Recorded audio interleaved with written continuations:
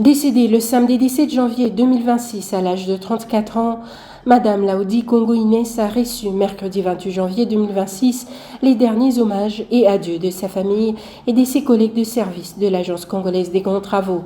La cérémonie funéraire s'est déroulée à l'hôpital du Cinquantenaire en présence d'une forte délégation de la CGT conduite par le directeur général adjoint, M. Jean-Claude Midombouité. Devant sa dépouille mortelle exposée, plusieurs témoignages émouvants ont rappelé la personne qu'elle a été de son vivant.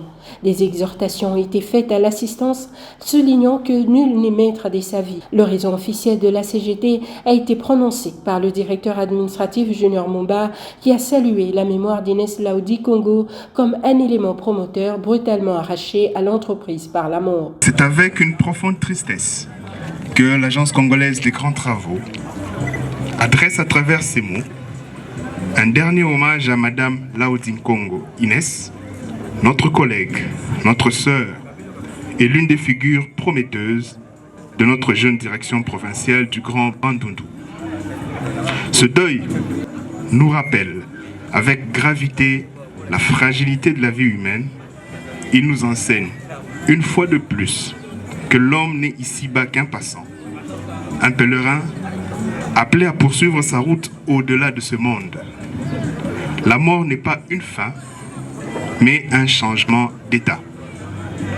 Arrachée à la vie, à la fleur de l'âge, Madame Laudi Congo Inès laisse derrière elle une profonde affection.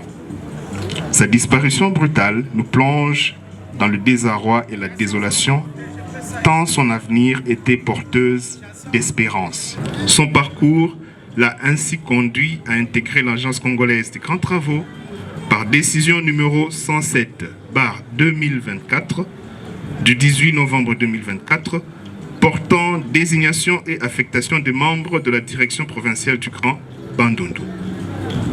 Elle y fut affectée comme protocole avec le grade d'attaché d'administration de 2e classe. Arrivée à Kikwit, loin de son cadre habituel, elle fit preuve d'une remarquable capacité d'intégration. Pour beaucoup, elle fut une source de réconfort, de sourire et d'encouragement. Son esprit de camaraderie, sa chaleur humaine et ses nombreuses qualités professionnelles resteront gravées dans les mémoires de tous ceux qui ont eu le privilège de croiser son chemin. À sa famille biologique, l'Agence congolaise des grands travaux exprime, par la voix de son directeur général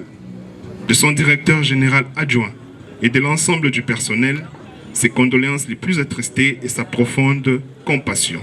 Les témoignages sur la vie de la défunte ont été suivis du dépôt des gerbes de fleurs en signe d'hommage.